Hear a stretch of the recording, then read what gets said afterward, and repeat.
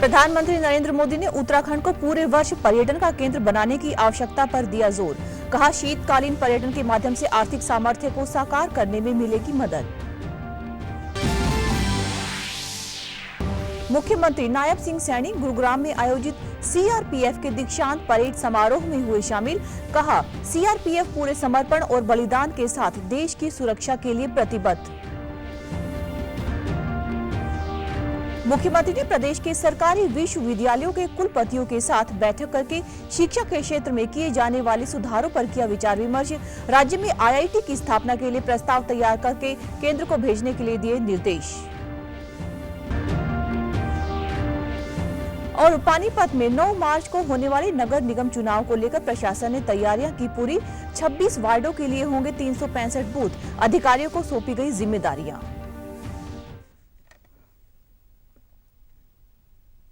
नमस्कार, चंडीगढ़ से आपका स्वागत है। मैं हूं पायल। अब समाचार विस्तार से। प्रधानमंत्री नरेंद्र मोदी ने उत्तराखंड को पूरे वर्ष पर्यटन का केंद्र बनाने की आवश्यकता पर जोर दिया है।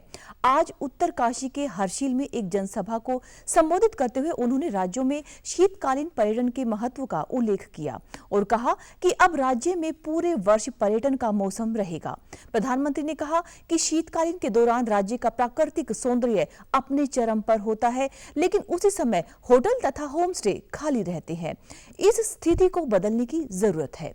पीएम ने तीर्थ यात्रियों, पर्यटकों से लेकर कॉरपोरेट और फिल्म उद्योग तक को विंटर सीजन में उत्तराखंड आने का निमंत्रण भी दिया।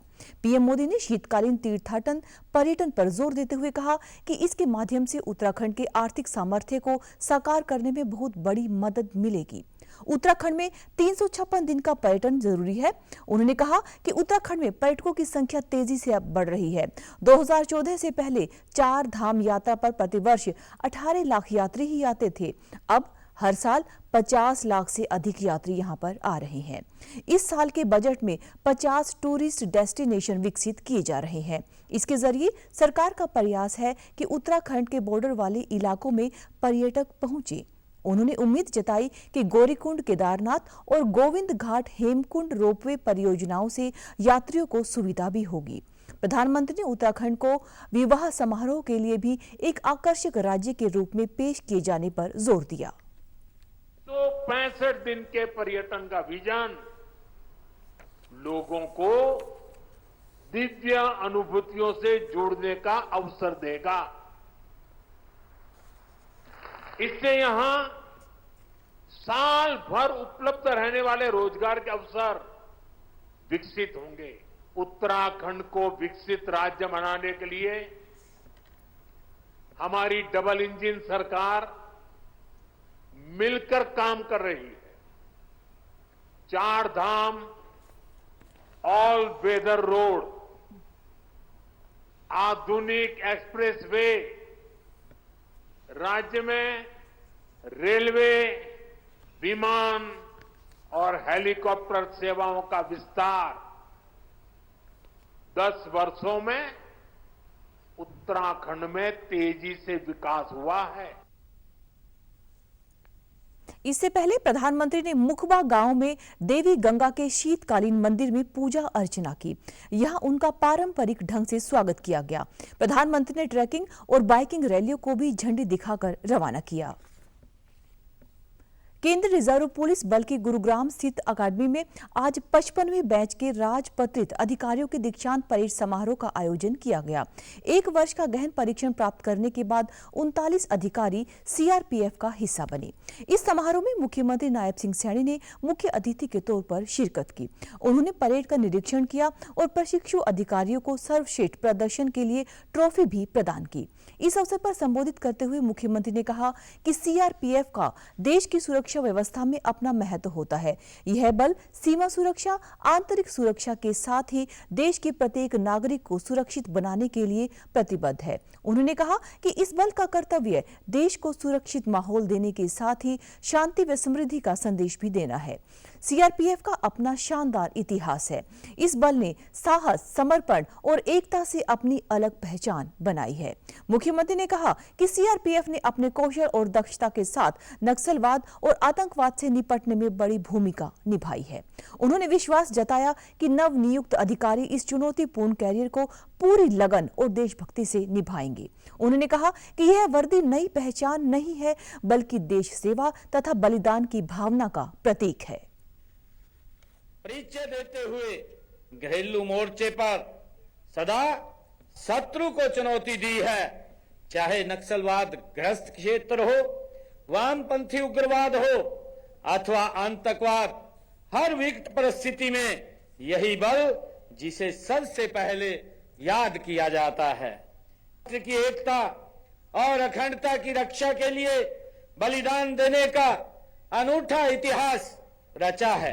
मैं इस बल के सभी शहीदों को भी नमन करता, सभी नवनियुक्त अधिकारियों से कहना चाहता हूं कि यह वर्दी केवल एक पहचान नहीं, बल्कि देश की सेवा और बलिदान की भावना का प्रतीक है।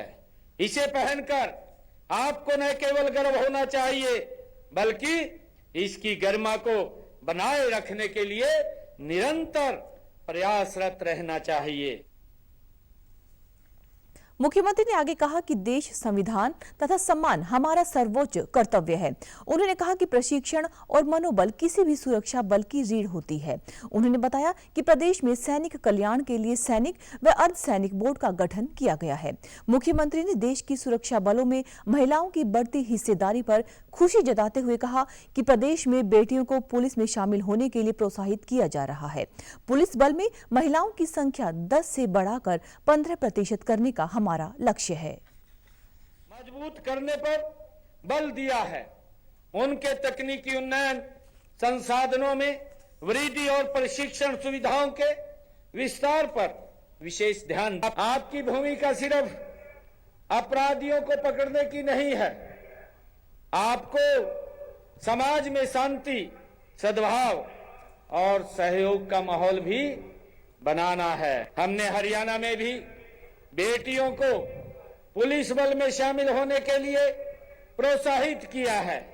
इस समय प्रदेश में पुलिस में 10% महिलाएं हैं। हमारा लक्ष्य है कि इस संख्या को हम 15% तक करना है। मुख्यमंत्री नायब सिंह सैनी ने चंडीगढ़ में प्रदेश के सरकारी विश्वविद्यालयों के कुलपतियों के साथ महत्वपूर्ण बैठक करके शिक्षा के क्षेत्र में किए जाने वाले सुधारों पर विचार विमर्श किया। इस दौरान मुख्यमंत्री ने कहा कि वर्ष 2025-26 के राज्य बजट में शिक्षा के क्षेत्र पर विशेष फोकस किया जाएगा, जिससे प्रदेश में राष्ट्रीय शिक्षा नीति के अनुरूप बच्चों को गुणवत्तापूर्ण शिक्षा प्रदान की जा सके। इसके लिए सभी कुलपतियों से सुझाव भी आमंत्रित किए गए। मुख्यमंत्री ने कहा कि संकल्प पत्र के अनुसार भारत के किसी भी सरकारी कॉलेज से मेडिकल व इंजीनियरिंग की पढ़ाई करने वाले अन्य पिछड़ा वर्ग एवं अनुसूचित जाति के प्रदेश के विद्यार्थियों को पूर्ण छात्रवृत्ति प्रदान की जाएगी तथा इसके लिए जल्द से जल्द रूपरेखा भी तैयार की जाएगी। उन्होंने कहा कि सभी विश्वविद्यालयों तथा कॉलेजों में राष्ट्रीय शिक्षा नीति के सभी प्रावधानों को पूर्ण रूप से लागू किया जाए ताकि सरकार प्रदेश को वैश्विक शिक्षा का केंद्र बनाकर एआई और आधुनिक स्किल्स का प्रशिक्षण प्रदान कर सके। मुख्यमंत्री ने महाराणा प्रताप बागवानी विश्वविद्यालय के कुलपतियों से चर्चा करते हुए कहा कि आने वाला समय बागवानी फसलों का है और परंपरागत खेती की बजाय फसल विविधीकरण को अपनाने के लिए किसानों को जागरूक करने की आवश्यकता है। इस दिशा में बागवानी विश्वविद्यालय अहम भूमिका निभा सकता है। उन्होंने कहा कि गन्नौर में बन रही इंडिया इंटरनेशनल हॉर्टिकल्चर मार्केट के पहले चरण का जल्द उद्घाटन किया जाएगा, जिससे बागवानी किसानों को बहुत लाभ मिलेगा। फल एवं सब्जियों का निर्यात होने से उनकी आय में वृद्धि होगी। इसलिए बागवानी विश्वविद्यालय हरियाणा के अलग अलग क्षेत्र के अनुसार वहां पैदा होने वाली फल एवं सब्जियों के शोध की दिशा में कार्य करे। मुख्यमंत्री ने प्रदेश के युवाओं को खेलों में पारंगत बनाने के लिए हर जिले में स्पोर्ट्स स्कूल खोलने की दिशा में योजना बनाने के भी निर्देश दिए। उन्होंने कहा कि विश्वविद्यालयों में भी खेलों के लिए उपयुक्त सुविधाएं सुनिश्चित की जाएं। उन्होंने कहा कि ओलंपिक 2036 के लिए प्रदेश के युवाओं को अभी से प्रशिक्षित किया जाए ताकि वे प्रदेश व देश का नाम विश्व पटल पर रोशन कर सकें। मुख्यमंत्री नायब सिंह सैनी ने अधिकारियों को राज्य में भारतीय प्रौद्योगिकी संस्थान परिसर की स्थापना के लिए एक प्रस्ताव तैयार करके केंद्र सरकार को भेजने के लिए निर्देश दिए हैं। उन्होंने कहा कि राज्य सरकार इस पहल के लिए आवश्यक भूमि उपलब्ध कराने के लिए तैयार है। वे कल उच्चतर शिक्षा विभाग की बैठक की अध्यक्षता कर रहे थे। इस दौरान मुख्यमंत्री ने कहा कि विद्यार्थियों को इंजीनियरिंग और प्रौद्योगिकी की उच्च गुणवत्ता वाली शिक्षा प्रदान करने के लिए IIT की स्थापना की जाएगी। उन्होंने कहा कि राज्य सरकार विश्वविद्यालयों में विश्व स्तरीय सुविधाएं प्रदान करके उच्च शिक्षा के अंतर्राष्ट्रीयकरण की दिशा में काम करेगी। मुख्यमंत्री ने कुलपतियों से न केवल शिक्षा पर बल्कि छात्रों के लिए शोध, नवाचार तथा कौशल विकास पर भी ध्यान केंद्रित करने का आग्रह किया। उन्होंने इसके लिए एक अलग से कोष आवंटित करने की आवश्यकता पर बल दिया। उन्होंने कुलपतियों को छात्रों को अपना स्टार्टअप स्थापित करने के लिए प्रेरित करने को भी कहा। पानीपत में 9 मार्च को होने वाले नगर निगम के चुनाव को शांतिपूर्ण व निष्पक्ष ढंग से संपन्न कराने के लिए प्रशासन ने सभी तैयारियां पूरी कर ली हैं। यह क्षेत्र में 4,08,000 से अधिक मतदाता हैं। एसडीएम ब्रह्म प्रकाश ने बताया कि नगर निगम के 26 वार्डों में वोटिंग के लिए कुल 365 पोलिंग स्टेशन बनाए गए हैं। संवेदनशील मतदान केंद्रों पर अतिरिक्त सुरक्षा बल की तैनाती की जाएगी। लाइंग स्क्वाड की नियुक्ति भी की जा चुकी है, जो 2400 घंटे फील्ड में रहती है। मतदान के लिए मजिस्ट्रेट, सेक्टर सुपरवाइजर की ड्यूटी लगा दी गई है। जल्द ही उनके साथ एक ब्रीफिंग करके जिम्मेदारी उन्हें सौंप दी जाएगी। पीठासीन अधिकारियों की ट्रेनिंग संपन्न हो चुकी है। पोलिंग पार्टी की ट्रेनिंग चल रही है। उम्मीदवारों और राजनीतिक दलों से आग्रह है कि वे आचार संहिता का पालन करें। उन्होंने सभी मतदाताओं से अपील करते हुए कहा कि ज्यादा से ज्यादा संख्या में अपने मत का प्रयोग करके लोकतंत्र को मजबूत करें। 9 तारीख को प्रस्तावित है। उस 9 तारीख की तैयारियों से संबंधित प्रशासन पूरी तरह चाक चौबंद है और इसमें टोटल जो पोलिंग स्टेशन बनते हैं वो 365 हैं। उनमें से जो हाइपर सेंसिटिव पोलिंग स्टेशन हैं उनकी संख्या 14 है और जो सेंसिटिव पोलिंग स्टेशन है उनकी संख्या 40 है। इन पर एक्स्ट्रा फोर्स डिप्लॉय की जाएगी, पेट्रोलिंग ज़्यादा की जाएगी। इस चुनाव के लिए हम प्रशासन और सभी बिल्कुल शांतिपूर्ण और निष्पक्ष तरीके से संपन्न करवाएंगे तथा सभी कैंडिडेट से, कंटेस्टिंग कैंडिडेट और पॉलिटिकल पार्टीज से अपील है कि इसकी जो मॉडल कोड ऑफ कंडक्ट है उसकी पालना करें और एक शांतिपूर्ण चुनाव संपन्न कराने में अपना सहयोग दें। मेरी आम जन से जो पानीपत इसका निगम का वोटर है उससे अपील है कि वो भारी संख्या में ज़्यादा से ज़्यादा अपने मत का प्रयोग करें और अपनी मनपसंद सरकार का चुनाव करें। कैबिनेट मंत्री विपुल गोयल ने प्रदेश में नागरिक उड्डयन से जुड़े आधारभूत ढांचे को मजबूत करने पर जोर दिया है। उन्होंने कल सचिवालय में स्थित अपने कार्यालय में विभाग की जारी परियोजनाओं की समीक्षा कर आवश्यक निर्देश दिए। इस दौरान उन्होंने हिसार एयरपोर्ट के संचालन से जुड़ी आवश्यक औपचारिकताएं पूरी होने की जानकारी ली। उन्होंने कहा कि लाइसेंस मिलने के बाद लैंडिंग ट्रायल जल्द से जल्द शुरू कराया जाए ताकि जल्द ही एयरपोर्ट से उड़ानें शुरू हो सके। उन्होंने अंबाला एयरपोर्ट और नारनौल के एरो स्पोर्ट्स हब के बारे में भी विस्तृत जानकारी ली। कैबिनेट मंत्री विपुल गोयल ने गुरुग्राम, हिसार और फरीदाबाद से हेलीकॉप्टर सेवा शुरू करने के लिए आवश्यक कार्य पूरा करने को कहा। उन्होंने कहा कि सालासर और खाटू श्याम धाम के लिए हेलीकॉप्टर सेवा शुरू करने के लिए राजस्थान सरकार से बातचीत करके सीकर में स्थायी हेलीपैड भी बनाया जाएगा। भाजपा प्रदेशाध्यक्ष मोहन लाल बडोली ने हिमानी नरवाल हत्याकांड पर प्रतिक्रिया देते हुए कहा कि प्रदेश सरकार हिमानी के परिजनों को पूरा न्याय दिलाएगी और दोषियों को उनकी अपराध की सजा मिलेगी। उन्होंने कहा कि प्रदेश की बेटी के साथ अन्याय हुआ है, लेकिन कुछ लोग इस मामले में राजनीति कर रहे हैं। वे कल देर शाम पूर्व कैबिनेट मंत्री सतपाल सांगवान के निधन पर विधायक सुनील सांगवान के निवास पर शोक जताने पहुंचे थे। इस दौरान उन्होंने सतपाल सांगवान को श्रद्धांजलि भी दी।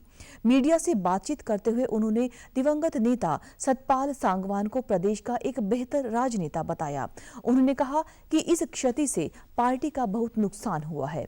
इस दौरान कटाक्ष करते हुए कहा गया कि कांग्रेस क्षेत्रवाद, परिवारवाद व जातिवाद की जनक रही तो भाजपा ने उसे खत्म करने का काम किया है।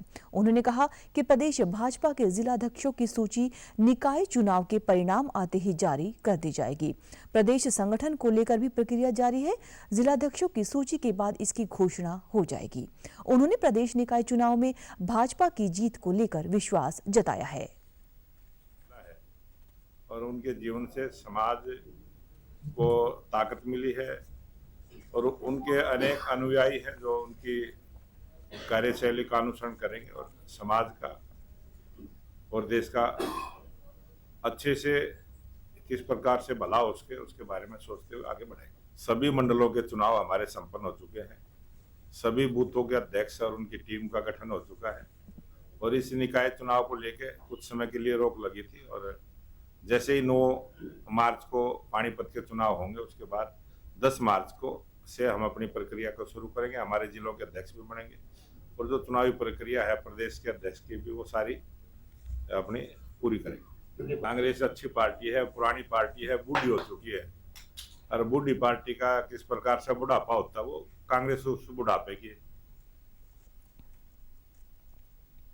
हरियाणा विद्यालय शिक्षा बोर्ड ने नकल पर अंकुश लगाने के लिए फुल प्रूफ व्यवस्था की है।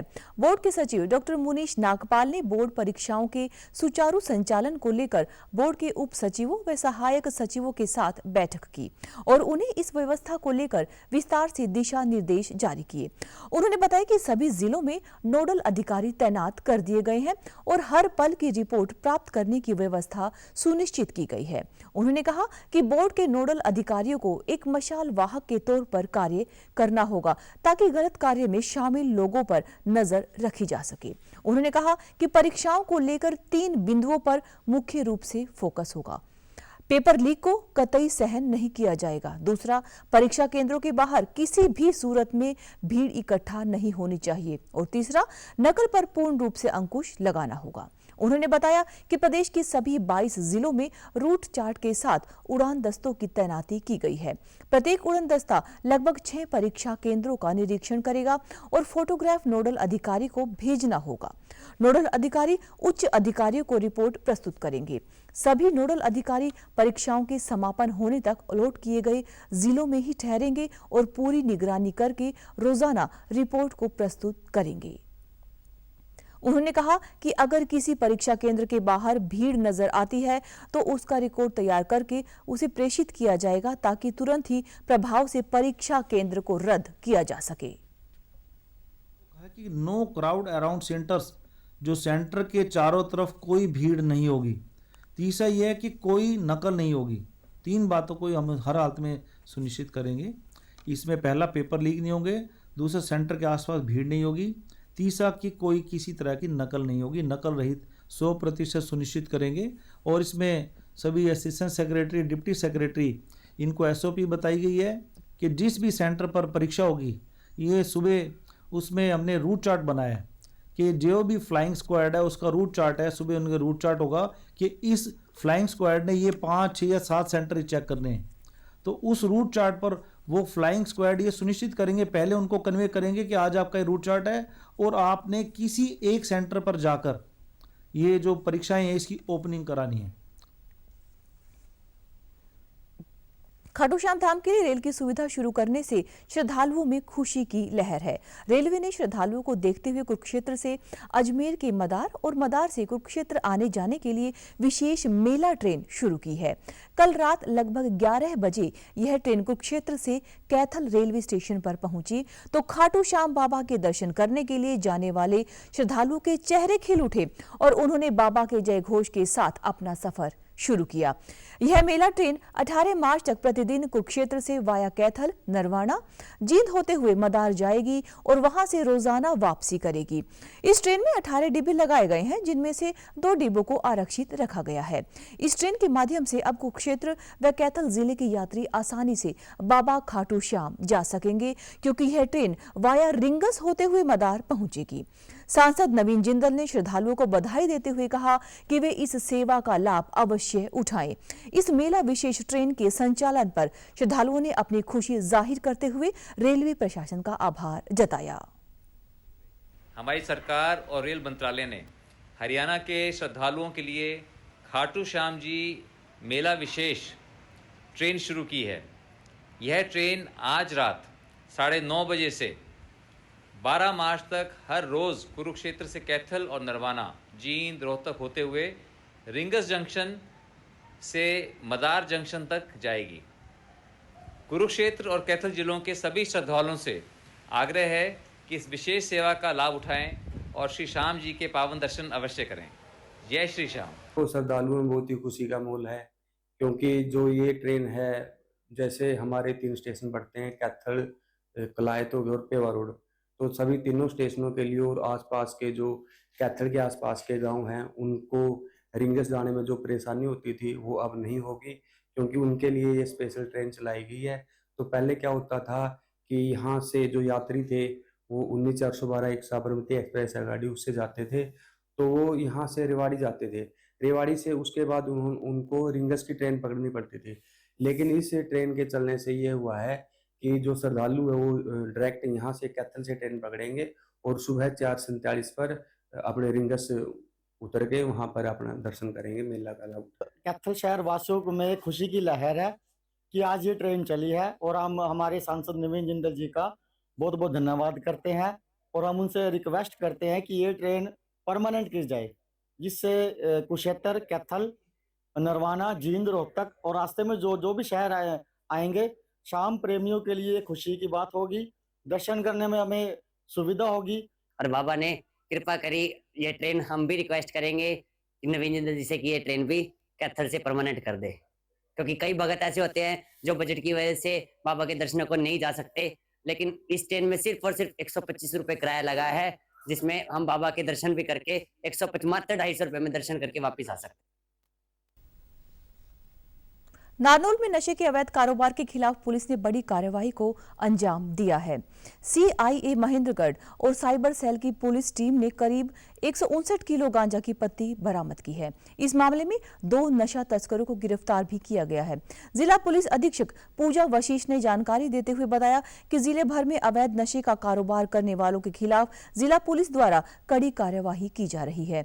इस सिलसिले में पुलिस ने नांगल चौधरी क्षेत्र से 2 आरोपियों को नशीले पदार्थों के साथ पकड़ा है। आरोपियों से पूछताछ की जा रही है। प्रारंभिक जांच में सामने आया है कि आरोपित ओडिशा से गांजा पत्ती लेकर आए थे। यह ट्रक राजस्थान की तरफ से नांगल चौधरी आ रहा है। नांगल चौधरी सर्विस रोड पर चेकिंग के दौरान ट्रक को रुकवाकर तलाशी ली। इस दौरान ट्रक कंटेनर से कट्टों में गांजा पत्ती नुमा पदार्थ बरामद हुआ। ड्राइवर लाइसेंस व परमिट मांगने पर इसे पेश नहीं कर सका। पुलिस ने अवैध नशीले पदार्थ को जब्त कर किया और आरोपियों के खिलाफ थाना नांगल चौधरी में मादक पदार्थ अधिनियम के तहत मामला दर्ज करके कार्रवाई शुरू कर दी है। हमने नाकाबंदी करके कोटपुतली रोड पे नांगल चौधरी थाने के लिमिट्स में हमने एक ट्रक पकड़ा है, जिससे हमने 159 केजी गांजा बरामद किया है। ट्रक के चालक और कंडक्टर दोनों को हमारे द्वारा गिरफ्तार कर लिया गया है। एफआईआर रजिस्टर हो गई है और आगे की जो कार्रवाई है, इन्वेंट्री वगैरह, वो हम अभी कंटिन्यू करेंगे। देखिए, अभी क्योंकि ये हमें सुबह 4:30 बजे के आसपास ही हमने ये अचीवमेंट हासिल की है, तो अभी जो हमारा कोर्ट प्रोसेस है, काफ़ी लंबा प्रोसेस है, हमें इन्वेंट्री बनानी पड़ेगी। उसके बाद हम रिमांड लेके एंड हम मूव फॉरवर्ड करेंगे। अभी जो प्रिलिमिनरी पूछताछ में ये आया है कि गाड़ी उड़ीसा से चली थी, कहाँ जा रही थी, वो अभी हम पूछताछ में आगे पता करेंगे। जो गाड़ी थी वो जो कैरी कर रही थी वो कॉटन कैरी कर रही थी और कॉटन की बिल्टी थी। जो ये गांजा मिला है ये हमें कंपार्टमेंट में मिला है, उसमें हमने छुपा के इसको लेके जाया जा रहा था, तो हमारी टीम ने वो कंपार्टमेंट का पता लगा के और उसमें से निकाला है। प्रधानमंत्री भारतीय जन औषधि योजना रोगियों के लिए वरदान साबित हो रही है। अंबाला में हजारों लोग रोजाना इस योजना का लाभ उठाकर जन औषधि केंद्रों से सस्ती दवाइयां खरीद रहे हैं। इसके तहत केंद्रों पर जेनेरिक दवाएं बाजार मूल्य से 50 से 90% तक कम कीमत पर उपलब्ध होती हैं, जिससे नागरिकों को काफी राहत मिलती है। इस पहल से अंबाला के निवासियों को किफायती दरों पर आवश्यक दवाएं मिल रही है, जिससे उनके स्वास्थ्य संबंधी खर्चों में कमी आई है। यह योजना विशेष रूप से निम्न और मध्यम वर्ग के परिवारों के लिए लाभकारी सिद्ध हो रही है। अंबाला के सिविल सर्जन डॉक्टर राकेश सहल ने बताया कि अंबाला शहर के नागरिक अस्पताल में यह केंद्र स्थापित किया गया है, जिसका फायदा लोगों को मिल रहा है। उन्होंने कहा कि यहाँ पर विभिन्न दवाइयाँ सस्ते दामों पर खरीदी जा सकती हैं।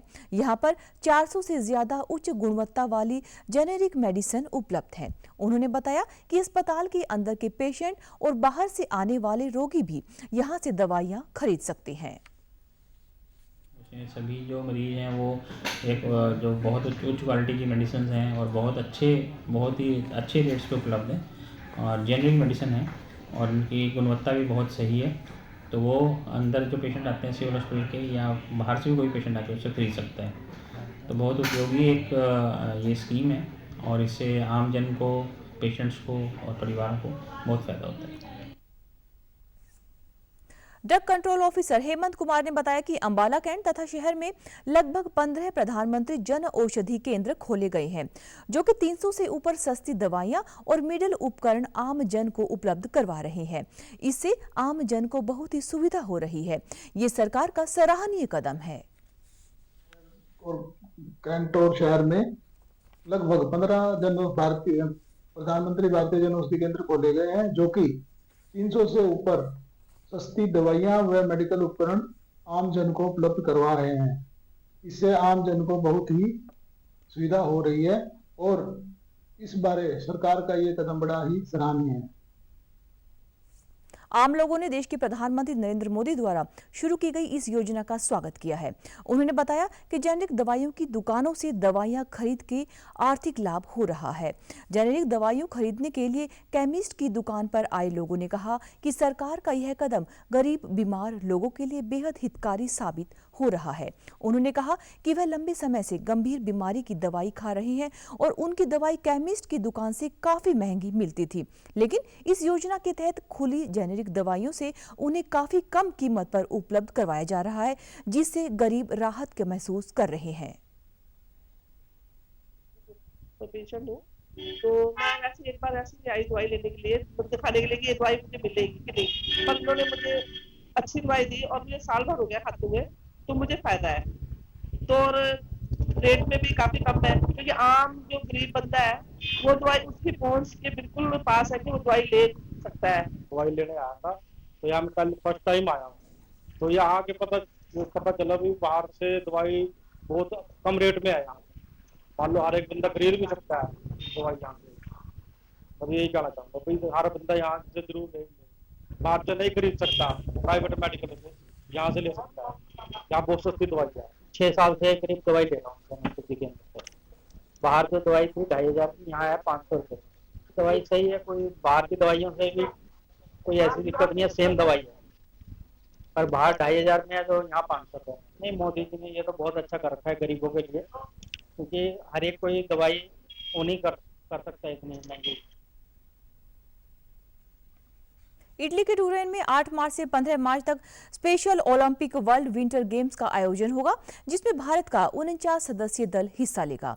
इन खेलों को लेकर भारतीय दल ने अपनी तैयारी को पुख्ता माना है और उन्हें विश्वास है कि इटली से जीत की बड़ी तस्वीर सामने आएगी। इन खिलाड़ियों की हौसला अफजाई के लिए सेंड ऑफ सेरेमनी का आयोजन किया गया, जिसमें केंद्रीय खेल मंत्री डॉक्टर मनसुख मांडविया भी मौजूद रहे, जिन्होंने उम्मीद जताई कि भारतीय दल एक बार फिर से मोर्चा फतेह करने में सफल रहेगा। जब आप इटली जा रहे हैं तब वहां आप खेलेंगे, वहां आप परफॉर्मेंस करेंगे और हर क्षण, हर मेहनत, आपका जुस्सा और आपका जज्बा, मुझे पूरा विश्वास है आपके गले में मेडल के साथ ही वापस आएगा। वहीं स्पेशल ओलंपिक भारत की अध्यक्ष मल्लिका नड्डा ने भी भरोसा जताया कि इटली में इस बार एक नई कहानी लिखने में भारतीय दल कामयाब होगा। इन खिलाड़ियों को जमीनी स्तर पर मिल रहा यह समर्थन इनके प्रदर्शन को नया रूप तो देगा, साथ ही देश को भी अंतर्राष्ट्रीय स्तर पर इन क्षेत्र में एक नई प्रगतिशील पहचान प्रदान करेगा। भारत न केवल स्पोर्ट्स के माध्यम से एक रेवोल्यूशन लाना चाहती है, स्पोर्ट्स के माध्यम से इन खिलाड़ियों के जीवन को परिवर्तित करना चाहती है, लेकिन इनको शिक्षा और स्किल ट्रेनिंग के माध्यम से आत्मनिर्भर हम कैसे बनाएं, इसके लिए भी प्रयासरत है। तो समाचारों में आज के लिए बस इतना ही। नमस्कार।